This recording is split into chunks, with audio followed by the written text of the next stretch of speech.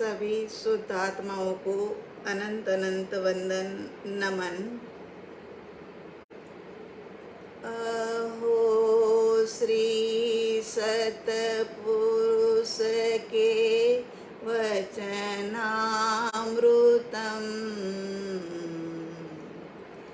जगहित करण मुद्रारु सतसमागम सुप्त चेतना जागृत करण सुप्त चेतना जागृत करण। देव गुरु की आज्ञा लेकर के आज की साधना के अंदर में मुख्य तौर पे 3 बातों को याद रखना है: द्रव्य, गुण और पर्याय। द्रव्य जो है उसके असंख्यात आत्म प्रदेश, वो असंख्यात आत्म प्रदेश के अंदर में अनंत गुण, एक एक आत्म प्रदेश में अनंत गुण समाया हुआ है। और वो गुण जो है ना, उसमें से उठने वाली पर्याय। अब हमें बार बार ऐसा लगता है कि शायद ये पर्याय के अंदर में कुछ साधक उलझ ना जाए कि पर्याय माने क्या। तो पर्याय माने भाव है, पर्याय माने परिणाम है, पर्याय माने जो पलटती हुई जो धाराएं है हमारी, उसको पर्याय कहते हैं। पर्याय माने हालत है, पर्याय माने दशा है। ये सब चीजों को पर्याय कहा जाता है। अब ध्यान साधना के अंदर यदि हम ये कहते हैं कि आपके गुण की पर्याय उठ रही है, मतलब आपके भाव उठ रहे हैं। और यदि ये द्रव्य में से, जहाँ द्रव्य है, सबसे पहली बात तो कि जहाँ द्रव्य है वहीं पर पर्याय है। द्रव्य के बिना कभी भी पर्याय रहती नहीं है। और पर्याय जहाँ है ना, वो पर्याय द्रव्य में से निकलती है।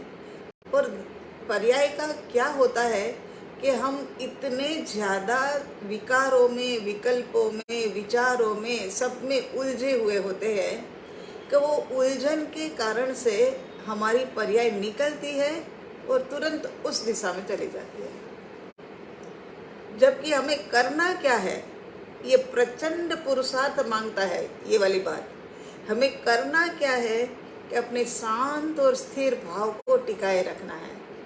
और उठने वाली पर्याय जो बाहर जाए ना, उससे पहले जहाँ से उठी है ना, वहीं पर मतलब अंदर चली जाए। उसको कहा जाता है कि पर्याय का ढलना।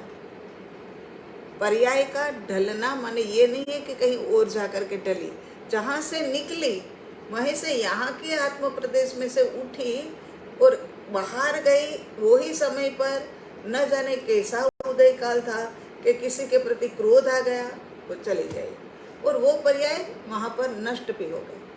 जैसे ही बाहर निकली कि वो नष्ट हो गई। और ये पर्याय यहाँ से उठी और उसने बाहर का कहीं का सहारा नहीं लिया और मैं शुद्ध आत्मा हूँ का पर्याय सहारा लिया। तो वो पर्याय क्या है कि यहाँ से उठी और यहीं आकर के फिर मिलेगी। जब मिल गई ना, तो ये जो पर्याय थी ना, वो भी द्रव्य बन गई। हम आपको बार बार बताते हैं ना कि जैसे कि एक बूंद है, वो बूंद सागर में चला जाए तो बूंद का अस्तित्व नष्ट हो जाएगा, लेकिन बूंद का अस्तित्व विराट भी तो हो जाएगा। वो समुद्र बन गई।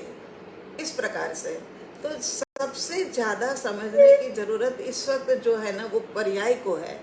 क्योंकि पर्याय में कहीं उलझ ना जाना। पर्याय माने भाव, और प्रति समय पर्याय उठती रहती है। प्रति समय, एक समय भी ऐसा नहीं है कि बिना पर्याय के हम हो। हर समय कुछ न कुछ चलता रहता है।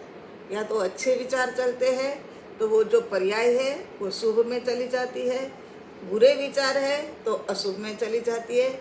लेकिन अपने अपने आप के द्रव्य के अंदर में मिलती नहीं है।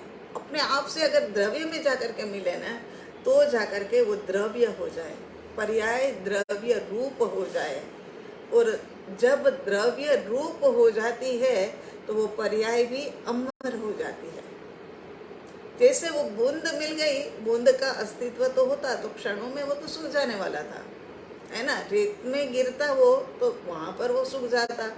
कहीं ना कहीं गर्मी के अंदर में इधर उधर होता तो वो भी तुरंत ही जल जाता, तप जाता। लेकिन ये बूंद का अस्तित्व तो कायम के लिए हो गया। अब वो बूंद का अस्तित्व कभी मिटने वाला नहीं है, क्योंकि वो समुद्र में मिल गई। ऐसे ही यहाँ पर द्रव्य रूपी समुद्र जो है ना, उसके अंदर में क्या है कि ये पर्याय आकर के मिल जाए तो ये पर्याय अमरत्व को प्राप्त हो जाती है। जो भाव करने की आदत हमें पड़ गई है, विचार की, विकल्प की, संकल्प की, विकारों की, विषयों की, ये जो आदत पड़ गई है ना, उसमें से अब हमें क्या है, शांत और स्थिर भाव के अंदर में आना होगा। जितनी जितनी शांति और स्थिरता भीतर में होएगी, उतनी उतनी पर्याय है ना बाहर बाहर भागेगी नहीं, बाहर में जाकर के नष्ट नहीं हो जाएगी। और उसमें से निकलने वाली पर्याय तो अनंत है, लेकिन कुछ ही पर्याय ऐसी होती है कि जो उसी में से निकल करके उसी के अंदर में समा जाती है। बाकी की सारी पर्याय निकलती है, अनंत पर्याय वो सारी निकल करके समाप्त हो जाती है, खत्म हो जाती है। तो हमें, क्योंकि फर्क यहीं पर है ना, चाहे सिद्ध भगवंत की आत्मा ले लो, चाहे अरिहंत परमात्मा की आत्मा ले लो, चाहे सदगुरु भगवंत की आत्मा ले लो, चाहे किसी की भी, और सामान्य अपन जीव की ये आत्मा की बात ले लो, मगर फर्क कहाँ रहा, तो पर्याय में ही रहा है ना। द्रव्य सभी का एक समान, चार की कैटेगरी हमने यहाँ पर खड़ी करी है।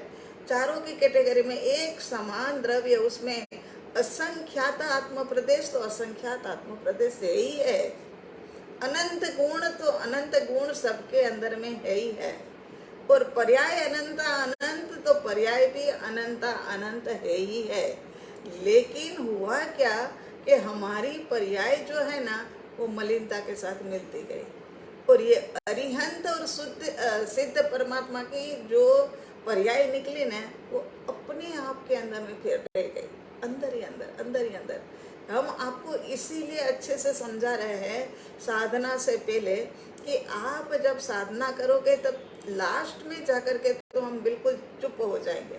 वो समय पर आप करोगे क्या, वो समय पर उठती हुई ये पर्याय, उसको अपने अंदर ढालने की कोशिश करो। अंदर जहाँ से उठी है वहीं पर समा जाए, जहाँ से उठी है वहीं पर समा जाए। अपना बेटा बाहर क्यों चला जाए, अपना बेटा तो अपने पास ही रहे ना, ऐसा सोच करके। और वो समय पर हमने अभी आपको कहा कि तीव्र पुरुषार्थ, प्रचंड पुरुषार्थ, ये लास्ट का ही पुरुषार्थ है। सम्यक दर्शन जिनको प्राप्त करना है उनके लिए ये पुरुषार्थ बहुत आवश्यक है। वो समय पर इतने शांत स्थिर है कि कोई किसी का भी उदय होता है तो वो मैं नहीं हूँ, बस वो मैं नहीं हूँ, ऐसा विकल्प भी नहीं, मगर बोध में अपन परिपूर्ण रूप से भरे हुए हो। हमें ये पता है कि ये कुछ भी मैं नहीं हूँ, ये जो विषय कसाई जो है वो कुछ नहीं हो। और फिर क्या है कि अपने आप के अंदर में वो पर्याय डलती जाएगी।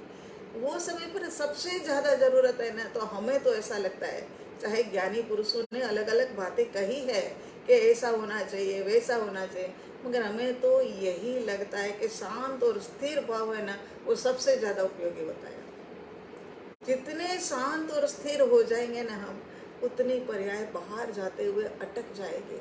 उनको कोई ऐसा साथ ही नहीं मिलेगा, उनको ऐसा कोई बाहर का भाव ही नहीं मिलेगा कि जिनके साथ में जाकर के वो अपने आप को नष्ट करेगी। और जो भी साधक हमारे पास शुरू से आते हैं और अंत तक भी आते रहेंगे ना, तब तक हम यही कहेंगे कि सबसे ज़्यादा साधने वाला यदि भाव है ना, तो शांत और स्थिर भाव है। आत्मा के अनंत गुण जो है ना, वो भी शांत और स्थिर भाव के अंदर में ही अनुभव में आएंगे। ऐसे ही अनुभव में आने वाले नहीं हैं कि चलो चलते फिरते अनुभव हो गया, खाते पीते अनुभव हो गया। ऐसी अभी ऐसी उत्तम और श्रेष्ठ आत्माएं हम नहीं हुई है कि ऐसा हो सके। इसी कारण से हमें ये खास ध्यान में रखना है कि शांत और स्थिर भाव बनाए। ज्ञाता दृष्टा भाव तो है ही है अपना, है ना। हर जगह पर एक रोटी बेल रहे हैं ना, तो भी ज्ञान मौजूद है। ये जो ज्ञेय है ना, उसको जानने वाला ज्ञान इधर मौजूद है। उसी कारण से ही तो पता लग रहा है कि रोटी गोल हो गई। इसी कारण से तो पता लगता है कि कपड़े अभी साफ नहीं धुले। इसी कारण से ही तो, ज्ञान के कारण से ही तो पता लगता है कि अभी जो डस्टिंग हुई है वो ठीक से नहीं हुई है। इसी कारण से तो पता लगता है कि ऑफिस में जाकर के जो काम करना था वो काम सही तरीके से हो रहा है। इसी कारण से ही तो पता लगता है, ज्ञान के कारण से ही तो पता लगता है कि यहाँ पर हमने थोड़ी है ना गड़बड़ कर दी। जब हम शांत और स्थिर भाव में होंगे और ज्ञान के कारण से ये सब कुछ, मगर हम है ना शांत स्थिर होते नहीं हैं। इसीलिए ज्ञान भी ज्ञायक नहीं बन के ज्ञेय का आधार बन करके रह जाता और कुछ नहीं कर सकता है। तो ये हमें खास ध्यान में रखना है। आज की साधना में भी चाहे कोई भी पर्याय का वो समय पर हम आपको मतलब उद्भव हो उसका अनुभव करवाए, मगर शांत स्थिर आपका भाव बनाए रखना। और शांत स्थिर भाव तो बनाए रखोगे, मगर उसके लिए पुरुषार्थ भी पूरा करना पड़े तो करना। हाँ, जरा सा कुछ भी ऐसा लगे, बस एक छोटा सा विकल्प वहाँ पर देना पड़ेगा, क्योंकि विकल्प से ही निर्विकल्प दशा में जाया जाता है कि ये मेरा स्वरूप नहीं है। कभी नास्ति से शुरू करना पड़ता है, कभी अस्ति से शुरू करना पड़ता है। कभी मेरा स्वरूप ये नहीं है, वहाँ से शुरू करना पड़ता है, वो नास्ति हो गए। कभी मैं यही हूँ, अस्ति से शुरू करना पड़ता है। मगर हमें ये छोटा सा विकल्प दे करके यदि हमारा बहुत बड़ा काम निकलता है, तो हम पहले हमारा बहुत बड़ा काम ही निकाल लेवे। हम कहेंगे नहीं नहीं विकल्प तो हम देंगे नहीं, अरे तो फिर भटक जाएंगे। जो मेरा स्वरूप नहीं, उसको तो मेहमान जो आए वो मेरे घर पर नहीं आए, वो 4th फ्लोर पे आए हैं, तो कहना तो पड़ेगा ना कि भाई ये यहाँ जो आपको जिनके घर जाना है वो यहाँ नहीं रह रहे, वो 4th फ्लोर पे रह रहे, कहना ही पड़ेगा ना। इसी प्रकार से यहाँ पर भी जो क्रोध आया, मान आया, माया आई, वो जो विषय आए, वो सबको कहना तो पड़ेगा ना ये मेरा स्वरूप है। मगर शांत और स्थिर भाव में ऐसे संदेश पहुंच जाए कि अपना सारे आत्म प्रदेश अपनी सत्ता के अंदर में शांत स्थिर रूप में ही बने रहे। एक हल्का सा इशारा भी काफी है, वो इशारा दे दिया जाए। ठीक है, अब बात समझ में आई। एंड में हम जब बिल्कुल भी शब्दों को विराम दे देंगे, मौन ले लेंगे, वो समय पर आपने क्या करना है कि जो पर्याय उठ रही है वो पर्याय, फिर जो भाव उठ रहे हैं अंदर से, वो सारे भाव जो है वो मेरे में ही मिल रहे हैं, या वो समय पर कुछ चल रहा है। बस कुछ चल रहा है तो समझ लेना कि अपनी साधना अभी शुरू ही नहीं हुई है। और जिस दिन अपनी साधना शुरू होगी तब ऐसे समझ लो कि एकाध क्षण के अंदर में भी एकाध समय ऐसा होगा कि जिस समय पर अपनी पर्याय अपने अंदर में ही आती हुई हमें अनुभव में आएगी। और वो क्षण क्षण क्षण क्षण समय समय समय समय बढ़ते बढ़ते बढ़ते क्या है कि अनुभूति तक इंसान पहुंचता है। और अनुभूति तक तो पहुंचता है, चलते चलते आगे केवल ज्ञान तक पहुंचता है। और वहां पहुंचने के बाद तो अपनी शुद्ध अवस्था में ही रहता है। शुद्ध अवस्था में तो हम भी है वर्तमान में, चाहे कैसा भी अशुद्धि का काल हो, कैसा भी अशुद्धि का काल हो, मगर मैं आत्मा तो त्रिकाल शुद्ध ही हूँ। मैं कभी भी अशुद्ध हुआ नहीं हूँ, होगा नहीं और होने वाला भी नहीं, था ही नहीं कभी अशुद्ध, शुद्ध ही हूँ। और मेरे भीतर में भी एक नाम मात्र की भी मलिनता चली नहीं गई है। यदि चली जाती ना तो अनंता सिद्ध ना होते। ये तो अनंता सिद्ध हो गए, अनंता अरिहंत हो गए। उसका कारण ही ये है कि मलिनता भीतर नहीं है, ऊपर ऊपर का मेल निकालना है। लेकिन फिर भी हम इतने चंचल हो गए हैं कि इधर से उधर से हमारी विभाव दशा आ जाती है और पर्याय को उसके साथ मिलने ही नहीं देते हैं। शरारती बच्चे आकर के घर में से शांत स्थिर भाव में बैठा हुआ हमारा बच्चा है, उसको उठा करके ले जाते हैं। बस वो समय पर वो जो बच्चा शांत स्थिर में बैठा है ना, उसने यही पुरुषार्थ करना है कि मैं अपने शांत और स्थिर भाव में ही रहूं। हमें भी वही पुरुषार्थ करना है कि जो बाहर की पर्याय आकर के, बाहर की कसाई आकर के हमारी ये पर्याय को ले जा करके नष्ट ना करते रहे। वो बच्चे तो फिर भी खेल खेलने के लिए बुला रहे होंगे, मगर यहाँ तो काम तमाम करने के लिए ये विकारी भाव पैदा होते हैं। और मैं चैतन्य आत्मा, मेरी उठने वाली प्रत्येक पर्याय शुद्ध, मेरे में से उठने वाले सारे भाव शुद्ध, सारे परिणाम शुद्ध, सारी हलचल शुद्ध, सब कुछ शुद्ध है। लेकिन बाहर वाला आकर के अपने को बिगाड़ दे रहे, ऐसा ना हो जाए। साधना की शुरुआत करते हैं, ध्यान रखना, याद रखना। फिर से हम आपको कहते हैं कि अपन चैतन्य परमात्मा त्रिकाली ध्रुव अनंत गुणों से युक्त है, मलिनता का नामो निशान नहीं है। बस जो है वो बाहर वाले हमारा बिगाड़ रहे हैं, तो अपन दुबक करके अपने घर के अंदर में शांत और स्थिर होकर के बैठ जाए। ठीक है, चलो चलते हैं। देवादिदेव अरिहंत परमात्मा और धर्म गुरु भगवंतों की आज्ञा अनुमति लेते हुए ध्यान साधना केवल एकमात्र आत्मा की अनुभूति हेतु सरलासन, आंखें बंद, रीढ़ की हड्डी सीधा, सीधे होकर के बैठिए। गर्दन को ऊंची भी बहुत नहीं, नीची भी बहुत नहीं, सीधी लाइन में रखिए ताकि निंद्रा प्रमाद ना सताए और हमारी ऊर्जा जो है वो सही तरीके से कार्य कर सके। सरल आसन माने ऐसा आसन हो कि ज़्यादा से ज़्यादा शारीरिक स्थिरता बनी रहे। आंखें बंद, ये चर्म चक्षु जो है वो विकल्पों का द्वार है। जैसे ही चर्म चक्षु खुलते हैं, बाहर में जो जो दृश्य जिसको ज्ञेय कहा जाता है, ऐसे दृश्य को देखते हैं और विकारी परिणाम जागृत हो जाते हैं।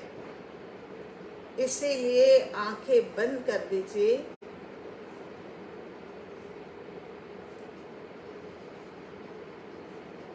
सरलासन, आंखें बंद, रीढ़ की हड्डी सीधा। मुद्रा का भी महत्व है। मुद्रा यदि टेढ़ी मेढ़ी होगी तो विकारी परिणाम सताते रहेंगे।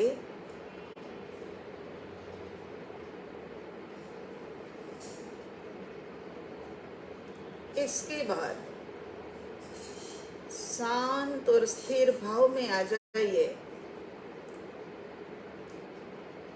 आत्मा का स्वभाव तो शांत और स्थिर रहने का ही है।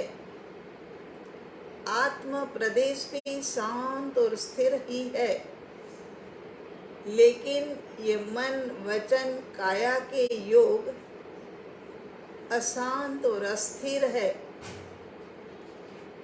अशांत और अस्थिर मन वचन काया के योगों को शांत और स्थिर कर दीजिए।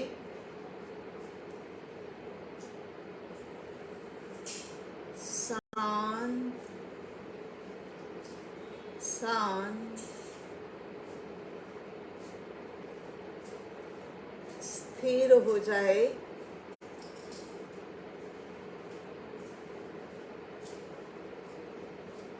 काया में जरा सा भी आंदोलन होता है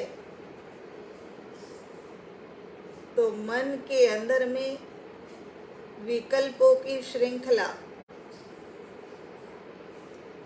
और वो श्रृंखला का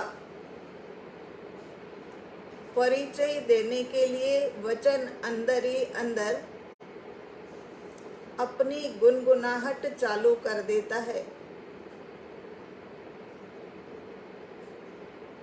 तीनों को शांत और स्थिर।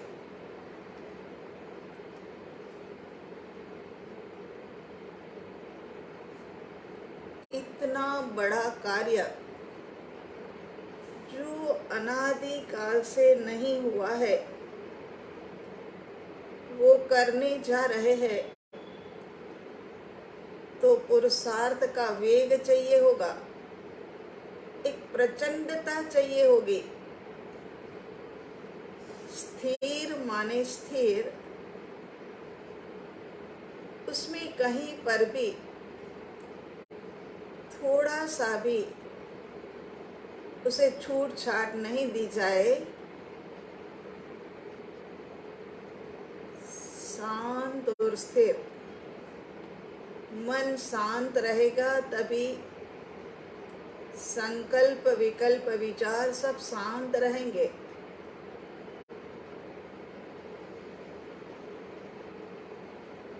चित्त को भी शांत कर दीजिए। एक गहरी शांति का अनुभव करिए।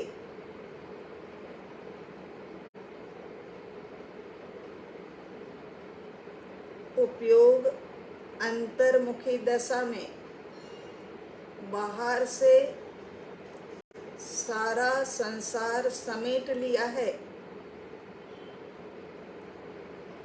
सिमट करके उपयोग भीतर की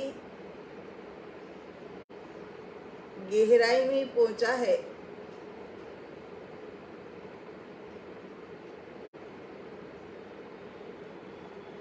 शांत स्थिर, गहरे शांत और स्थिर भाव में पूर्णता के लक्ष्य से, पूर्णता के लक्ष्य से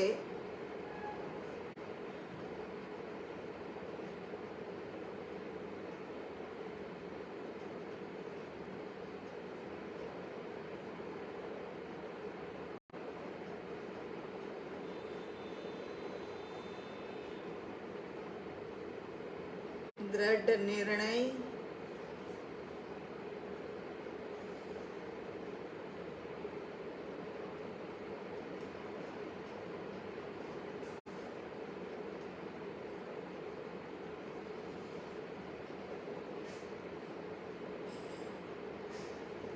उपयोग अंतर्मुखी दशा में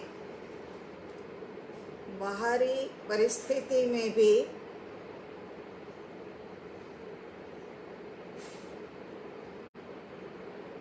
शांति और स्थिरता छा गई है। अब अंतर्मुखी दशा में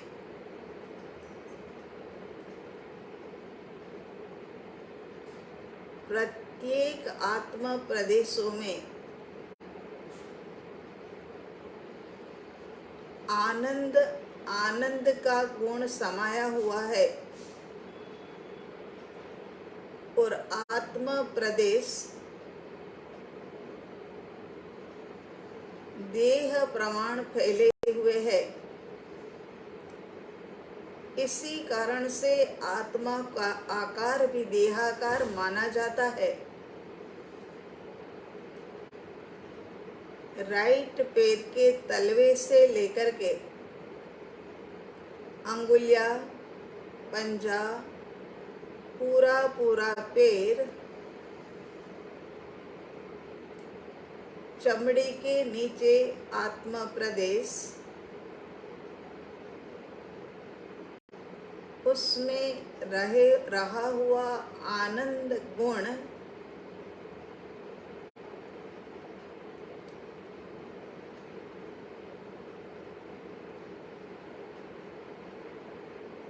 आनंद घन मैं आत्मा हूँ,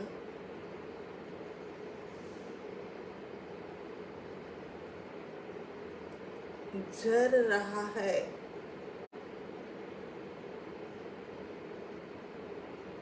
नया मटका हो, पानी से भरा हो, उसमें से पानी बाहर की ओर झरता रहता है। इसी प्रकार प्रत्येक आत्म प्रदेशों से आनंद रस झर रहा है।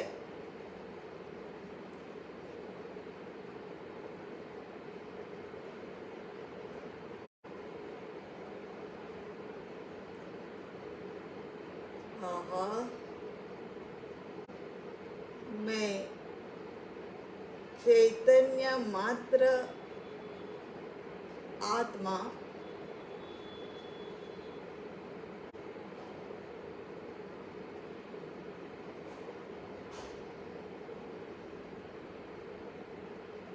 चाहे वर्ण गंध रस स्पर्श से रहित, लेकिन अनंत गुणों से युक्त ऐसा मैं आत्मा हूँ। मैं आत्मा अनंत गुणों में से एक ये गुण आनंद, जहाँ सुख है वहाँ आनंद है। तो आनंद की पर्याय प्रकट हो रही है सच्चिदानंद। लेफ्ट पैर के तलवे से लेकर के ऊपर तक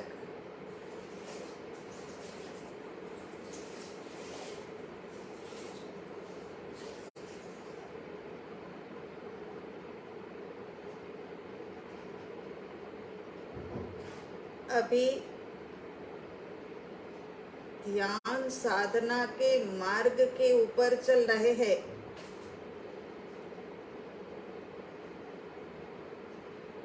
जब ध्यान साधना के प्रयोग में उतरेंगे तब वचनों को विराम दे देंगे।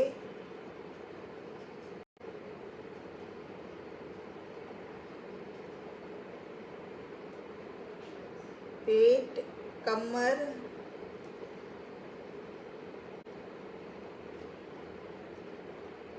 उपयोग अंतर्मुखी दशा में, अनंत काल से उपयोग बहिर्मुखी दशा में था और अनंत संसार बढ़ता जा रहा था। आज ये उपयोग अंतर्मुखी दशा में एक एक आत्मा प्रदेशों से आनंद का कंद में आत्मा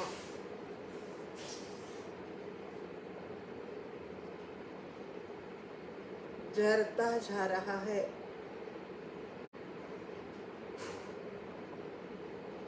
शांत और स्थिर भाव बनाए रखना। वर्तमान में ही केवल वर्तमान ही अपने हाथों में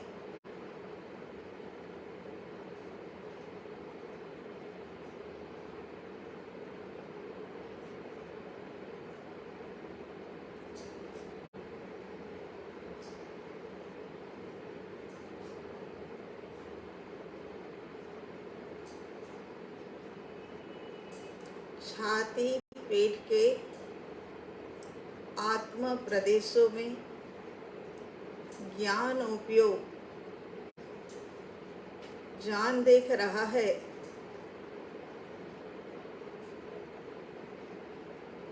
कि आनंद आनंद का रस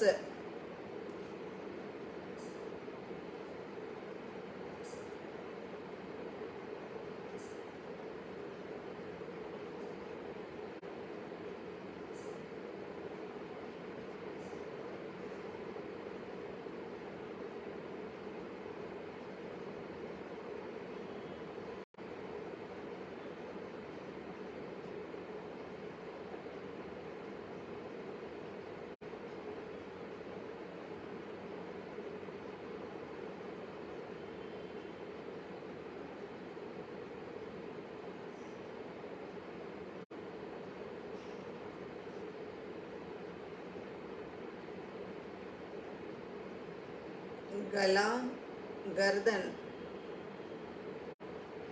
जहाँ द्रव्य है वहाँ द्रव्य के असंख्यात आत्म प्रदेश है। आत्म प्रदेश है वहाँ अनंत गुण है और अनंत गुण है उसी में से ही निकलने वाले शुद्ध पर्याय है। गले गर्दन के ऊपर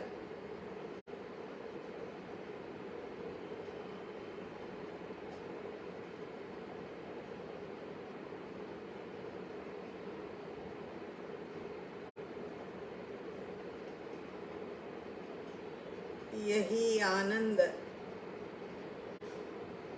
यही सुख बरसाने वाला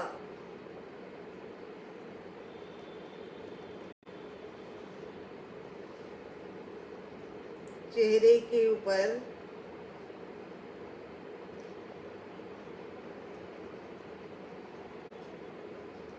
उपयोग केवल उपस्थित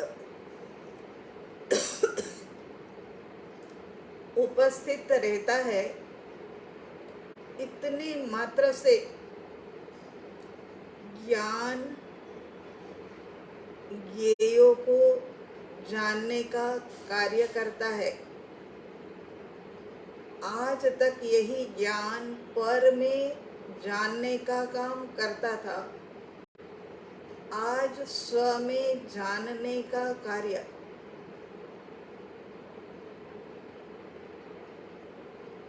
पूरा चेहरा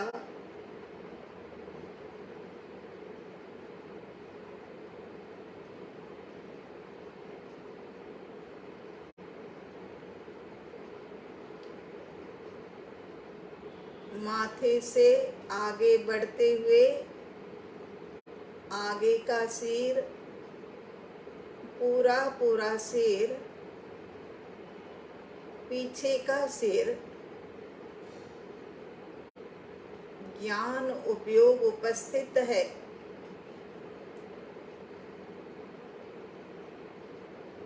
आहा, कुछ अंशों में वेदन भी गहरा शांत और स्थिर भाव, गहरे शांत स्थिर भाव में ही वेदन होता है। वेदन माने जानने का कार्य।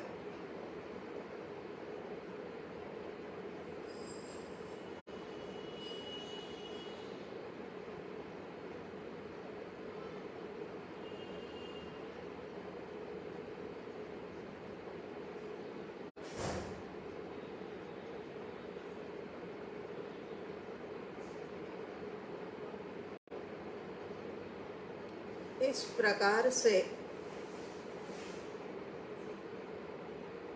पैरों के तलवे से लेकर के सहस्रार तक देह प्रमाण फैले हुए द्रव्य के आत्मा प्रदेश, उसमें रहे हुए अनंत गुणों में से एक आनंद गुण सहस्रार से लेकर के पैरों तक अनुभव करे। कुछ झर रहा है जो सुखदाई है।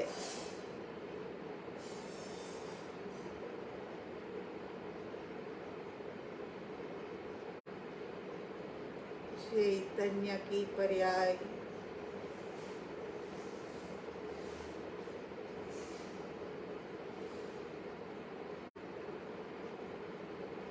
पूरे देह प्रमाण जरते हुए आनंद रस का अनुभव करने के पश्चात एक एक आत्म प्रदेश से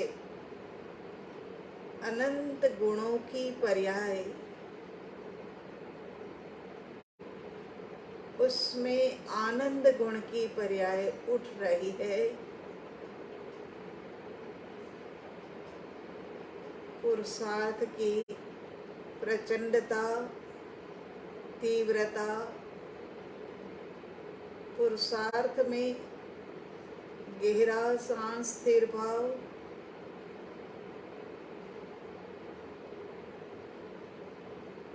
और उठने वाली प्रत्येक पर्याय आनंदमय, आनंद आनंद बरसाने वाली प्रत्येक पर्याय उठ रही है। अब अपना पुरुषार्थ जारी रखिए कि वो एक भी पर्याय बाहर की ओर ना चली जाए, एक भी भाव मेरा बाहर ना चला जाए। मैं आनंदमय,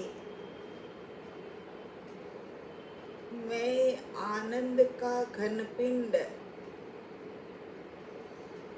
प्रत्येक पर्याय पुकार पुकार के कह रही है, और एक समय मात्र में बाहर चली जाती थी, वो रोकी जाए।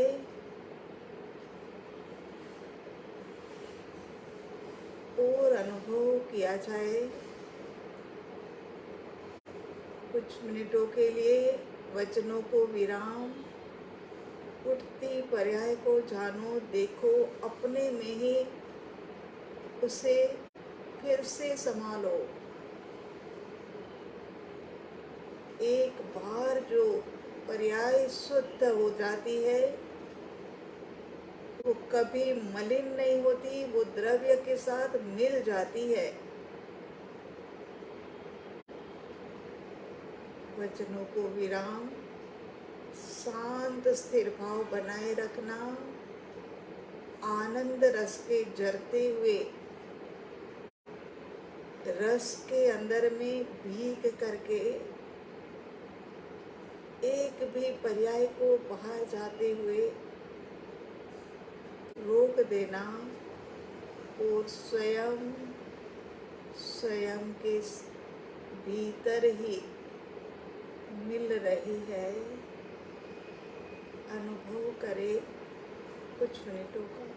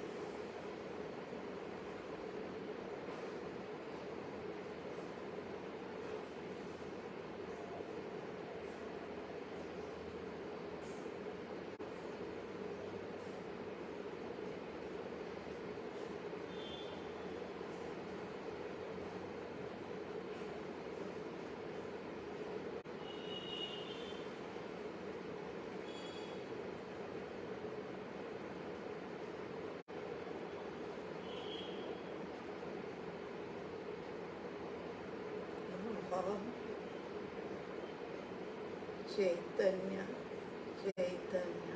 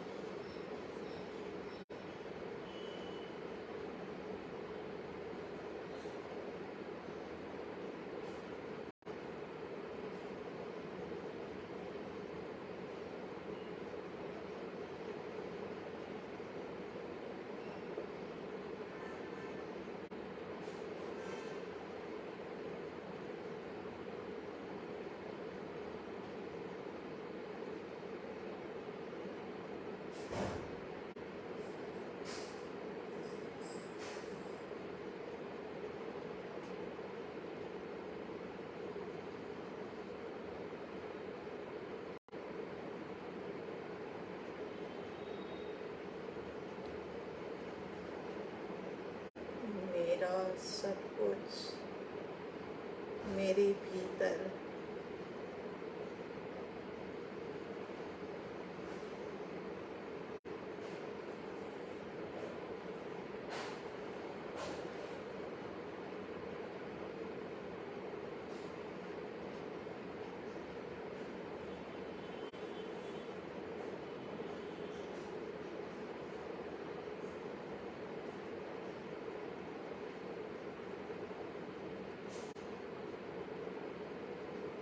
कोई बाहर का दाता नहीं है जो सुख बरसाए। ये भीतर ही भीतर के असंख्यात आत्म प्रदेशों में सुख आनंद सब कुछ समाया है।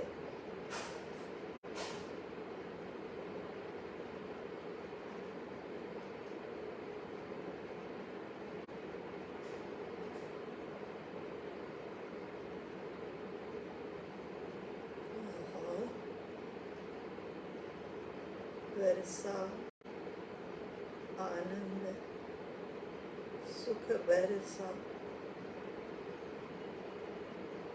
सब कुछ भीतर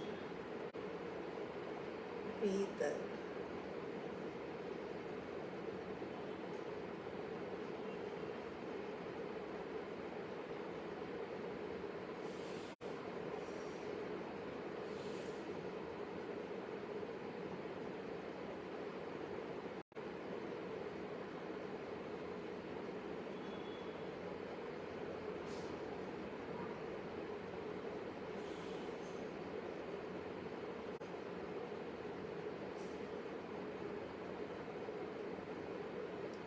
असंख्यात आत्म प्रदेशों से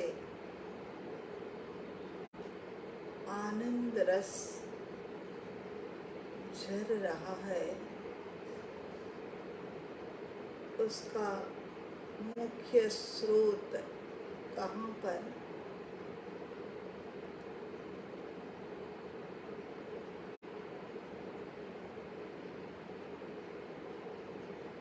सिमटते हुए आत्म प्रदेश घना और गाढ़ा होता हुआ आनंद का अनुभव। बस सब कुछ बाहर का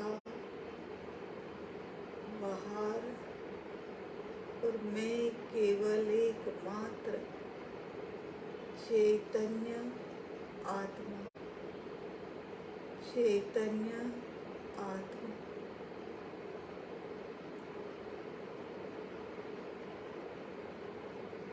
स्वरूप स्थिति के ऊपर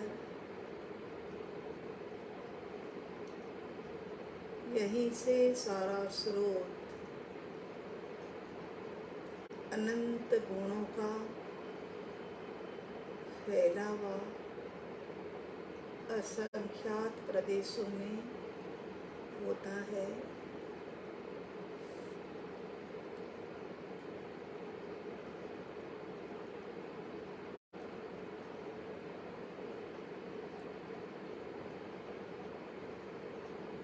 स्वरूप स्थिति से भी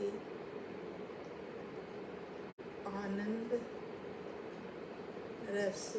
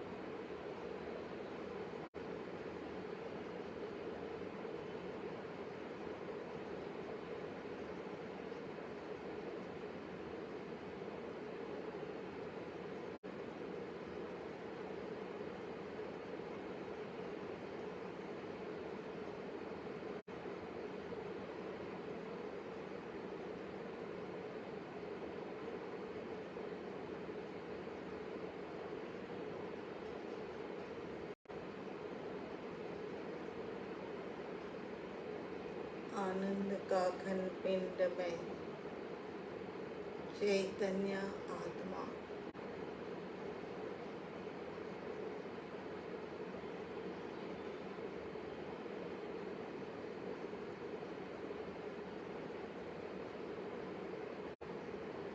आहा, ये शांत और स्थिर भाव में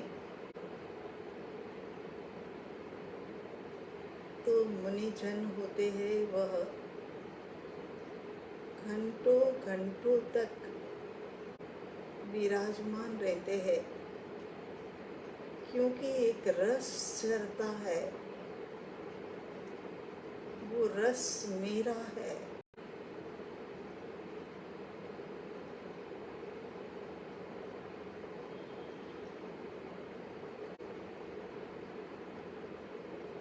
और वो मुनिराजों में ही रस की अनुभूति है, ऐसा नहीं। आप में और मेरे में भी ये अनुभव हो रहा है, प्रत्येक जीव मात्र में हो रहा है। लेकिन जो शांत स्थिर नहीं होते हैं, वो इस अनुभव को पकड़ नहीं पाते।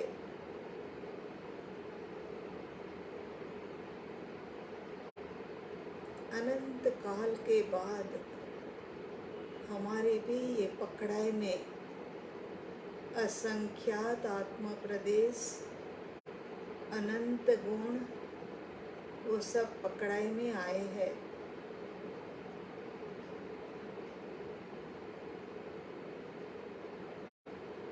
अनुभूति के स्तर पर भी अनुभव कर रहे हैं। ऐसा मैं आत्मा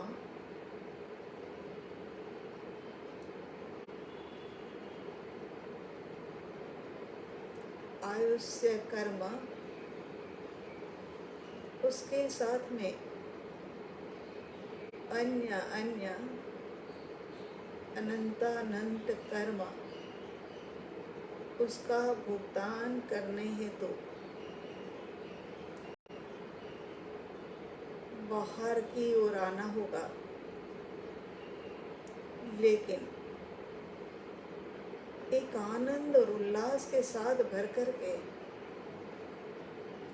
शांत और स्थिर भाव में रह कर के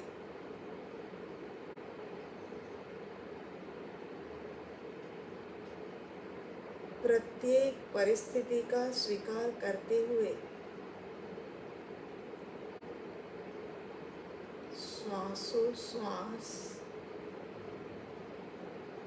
गहरा लंबा श्वासोश्वास,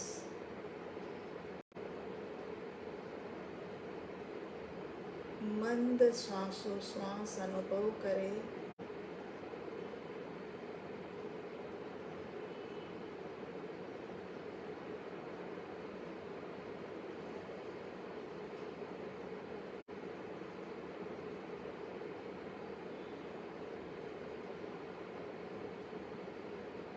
मैं परमात्मा स्वरूप आत्मा हूँ। मैं वर्तमान काल में ही भगवान आत्मा हूँ। प्रत्येक पत्थर में प्रतिमा विद्यमान होती है। इसी प्रकार प्रत्येक देह में परमात्मा विद्यमान होते हैं। बस एक बार का प्रचंड पुरुषार्थ सत्य को सत्य रूप में अनुभव करवाएगा।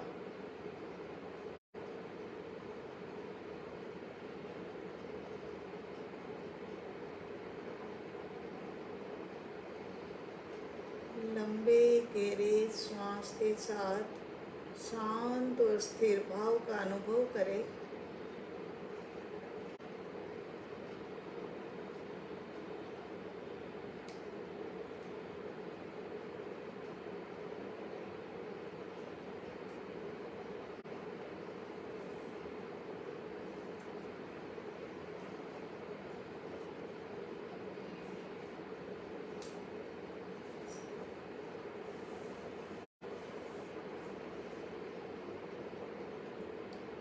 याद रखना,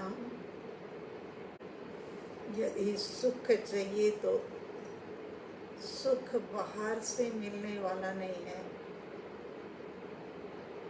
सुख का कारण तो चेतन स्वयं ही सुख का निदान है। दुख का कारण तुझे तेरा ज्ञान है। मैं तो प्रभु सुखमय हूँ, ऐसा धर ध्यान।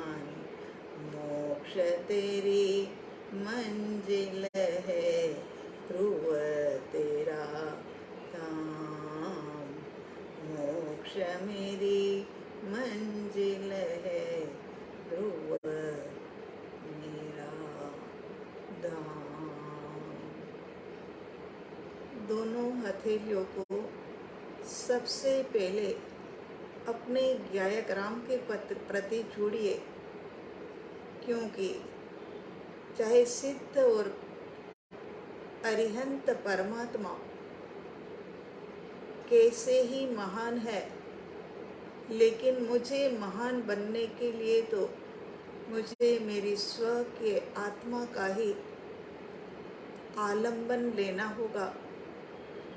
इसीलिए मेरे लिए तो अरिहंतों से भी सिद्धों से भी महान मेरी आत्मा है। मैं चैतन्य मात्र शुद्ध आत्मा हूँ। देव गुरु के श्री चरणों के अंदर में अनंत अनंत वंदन नमन करने के पश्चात एक रोम रोम से प्रदेश प्रदेश से मंगलमयी भावना का एक प्रवाह बाहर के अंदर में कि सबका मंगल हो, सबका कल्याण हो, सबका भला हो, सबको साथा मिले प्रभु, ऐसी कृपा करना। यही अंतर मन की, अंतर जगत की, रोम रोम की प्रार्थना दोनों हथेली आंखों के ऊपर। हे प्रभु, निर्मल निर्मल दृष्टि, किसी के भीतर में मलिनता दिखाई ना देवे। सभी शुद्ध आत्मा पर्याय दृष्टि मिटे और द्रव्य दृष्टि खुले।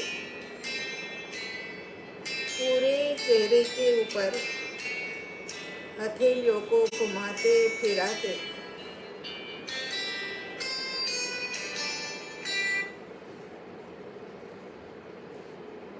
घुमाते फिराते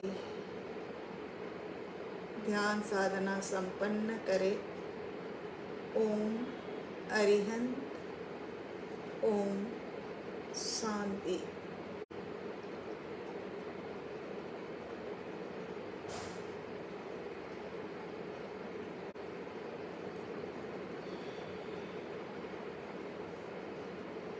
धीरे धीरे अपने दोनों आंखें खोले, भावों से भरे रहे। जितनी गहरी साधना होगी उतना ही भाव ज्यादा देर तक टिकेगा कि मैं शांत स्थिर स्वभावी, मैं अनंत आनंदमयी आत्मा हूँ। अपनी साधना को देर तक टिकाए रखे, स्मृति में बार बार लाए, यही हमारी प्रार्थना है आपको।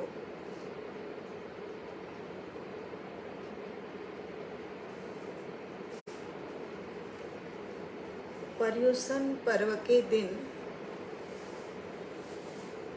नजदीक आ रहे हैं। पर्युषण पर्व के दिन माने आराधना साधना के दिन। पर्युषण पर्व के दिन माने तप और त्याग के दिन। पर्युषण पर्व के दिन माने विषय कसायों की मंदता में रहने के दिन। तो इन दिनों के अंदर में अब की बार कुछ स्थिति का सुधार है कोरोना की, तो फिर महाविद्य क्षेत्र में ही मनाया जाएगा। और पिछली बार जो नहीं मनाया गया है ना, उसका भी अब की बार बदला चुका देवे। इस प्रकार से अच्छे धाम धूम पूर्वक पर्युषण महापर्व मनाया जाए, ऐसी भावना है। और उसके लिए हम बीच में एक बार एक मीटिंग बुलाना चाहते हैं। और वो मीटिंग यदि आपको लगता हो कि महाविद्य क्षेत्र दूर पड़ता है, तो हमारा आपका किसी का भी घर, जिसका जो सुझाव होगा वो मान्य रहेगा। मीटिंग का टाइम जो है वो दोपहर के समय का रहेगा। दोपहर को 2 बजे से 4 बजे के समय का की मीटिंग रखी जाएगी। उसके अंदर में कुछ महत्वपूर्ण मुद्दे चर्चा में लिए जाएंगे। और हमारी ये भावना है कि सभी के सभी साधक, चाहे लेडीज हो चाहे जेंट्स हो, लेकिन सभी साधक वो मीटिंग के अंदर में आए। चाहे युवा हो, युवा भी आजकल सुस्त हो गए हैं, उनको भी उत्साह से भरना होगा। जब तक उत्साह से भरते नहीं हैं, तब तक तीव्र पुरुषार्थ उठता नहीं है। और तीव्र पुरुषार्थ उठता नहीं है, तब तक कर्मों की निर्जरा होती नहीं है। और कर्म की निर्जरा होती नहीं है, तब तक सम्यक दर्शन प्राप्त नहीं होता। और सम्यक दर्शन प्राप्त नहीं होता है, तो फिर मुक्ति की तो बात ही कहाँ रही। तो फिर ऐसा सोच समझ करके सभी के सभी साधक उपस्थित रहे। आपका कुछ कम नहीं हो जाएगा, उसकी गारंटी हम देते हैं। चाहे दुकान बंद करके आओगे तो भी आपके जो भी आपकी संपत्ति है ना, आपकी संपदा जो है उसमें से कुछ भी कम नहीं होगा। ऐसा नहीं होगा कि अब आज की कमाई तो चली गई तो अब क्या करेंगे कल, ऐसे तो हम है नहीं, है ना। और धर्म करने की ये 4 मास है, चातुर्मास पूरा धर्म करने के दिन है। लेकिन हम भूल गए हैं, ये बात को भूल गए। 4 महीना नहीं कर सके, वैसे तो जन्म भर करने का है। 4 महीना तो क्या, मगर 4 महीने करे, 4 महीने नहीं कर सकते हैं तो कम से कम ये 8 दिन 9 दिन हमारे पर्युषण पर्व के जो होते हैं वो तो पूरे उत्साह के साथ मनाने चाहिए। उसमें फिर कोई बहानेबाजी नहीं। आपके घर के अंदर में भी कोई 19-20 नहीं हो जाएगा, आपके व्यापार में भी कुछ 19-20 नहीं हो जाएगा। जबकि 4-4 महीने तक ऐसे बड़े बड़े व्यापारी लोग जो छोड़ छाड़ करके, शहर को छोड़ करके गांव में जा करके ये पर्युषण पर्व तो क्या चातुर्मास मनाते थे, तो फिर हमारा क्या 8 दिन में बिगड़ने वाला है। तो ऐसा सोच करके आगामी मीटिंग जो मतलब अगले हफ्ते में ही मनाई जाएगी, बुलाई जाएगी, तो उसके अंदर में उपस्थित रहना है। कोशिश करो, ये भी नहीं, एक जो कभी कभी है ना, एक वीटो पावर अपना अपनाना पड़ता है। चाहे हमें तो आता नहीं है इतना, मगर फिर भी कि भाई आना ही है, सबने तो आना ही है। उसके अंदर में कहीं कोई बांध छोड़ नहीं कि आज ये हो गया, आज वो हो गया, आज ऐसे हो गया, आज वैसे हो गया, है ना। ये तो जीवन भर सब कुछ चलते रहना है। तो वो बात हम आपको बताएंगे कि कब आना होगा। दूसरी बात, आजकल एक आप लोगों के लिए खुशी की बात भी हमारे सबके लिए कि एक महाविद्य के अंदर में उपध्यान तप होने जा रहा है। वो भी सारा डिक्लेरेशन हो गया है। उसके लिए भी हम लोगों ने सबने भावों से भरना है कि वो उपध्यान तप एक ऐसा अलौकिक हो, एक ऐसा अनमोल हो, एक ऐसा लोकोत्तर हो कि आज तक जो गुरु भगवान ने करवाया है ना, उससे एक अनोखा ही रूप लेकर के आए। ऐसा मतलब ये उपध्यान तप वो ऐसी भावना भानी है, रोज भानी है, सबने भानी है, वो रोज भानी है। ठीक है ना। तो अब हम आपको फिर तारीख वगैरह 2-3 जनों के साथ में बात करके स्थान वगैरह बता देंगे। स्थान तो हमारा भी, अगर महाविद्य आने में कोई परेशानी नहीं है तो महाविद्य ही कर देंगे, क्योंकि महाविद्य क्षेत्र में जितना आना जाना बढ़ेगा उतना अच्छा है। अगर ऐसा लगता है तो हमारा घर है, और किसी की भी भावना हो कि भाई नहीं अब की बार हम हमारे घर रखते हैं, तो भी हम मीटिंग के लिए वहाँ पर पहुँचेंगे। उसी के साथ में ये आज की ध्यान साधना का समापन। सर्वमंगल मांगल्यम सर्वकल्याण कारणम प्रधानम सर्वधर्मानां जैनम जयति शासनम, जैनम जयति शासनम। शांति शांति शांति।